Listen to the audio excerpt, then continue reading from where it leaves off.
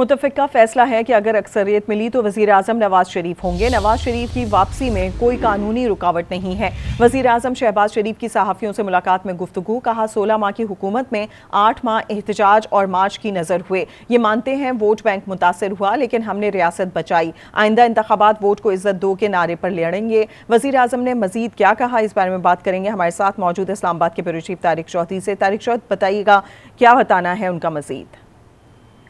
یہ بڑی تفصیلی ملاقات ہوئی ہے پرائم منسٹر شہباز شریف صاحب سے، جس میں آئندہ کی جو پالیٹکس ہے اس کے بارے میں بات چیت ہوئی ہے، ان کی حکومت کے بارے میں بات چیت ہوئی ہے۔ خاص طور پر ان سے سوال کیا گیا تھا کہ اب مسلم لیگ نون کے پاس آئندہ انتخابات کے لیے کیا بیانیہ ہے، تو انہوں نے کہا کہ ہم اگلا الیکشن بھی ووٹ کو عزت دو کے نعرے پر لڑیں گے، چونکہ ہم سمجھتے ہیں کہ ہم نے مشکل سے ان دور میں پاکستان کو ڈیفالٹ سے بچایا ہے اور اچھی حکومت کی ہے۔ اس دور میں 1 روپے کا اسکینڈل ہماری حکومت کے خلاف نہیں بنا، کوئی الزام تک نہیں لگا۔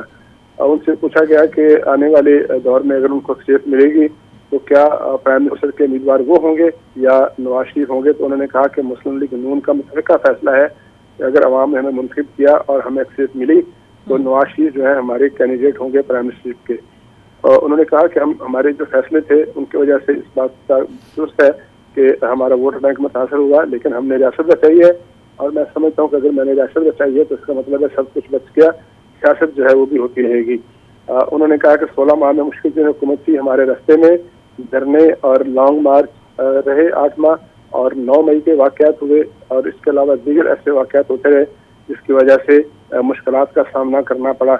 ان سے ایک اور سوال کیا گیا کہ لوگ کہتے ہیں کہ آپ کے اسٹیبلشمنٹ سے بڑے اچھے تعلقات ہیں، تو انہوں نے کہا کہ میں نے کب کہا اچھے تعلقات نہیں ہیں، اور میرا 30 سال سے یہ پوائنٹ ہوئے ہے کہ اچھے تعلقات ہونے چاہیے، لیکن مجھے بتائیے کہ مجھے کب کسی نے اسٹیبلشمنٹ کی طرف سے کسی طرف سے کوئی رائے دی گئی ہے؟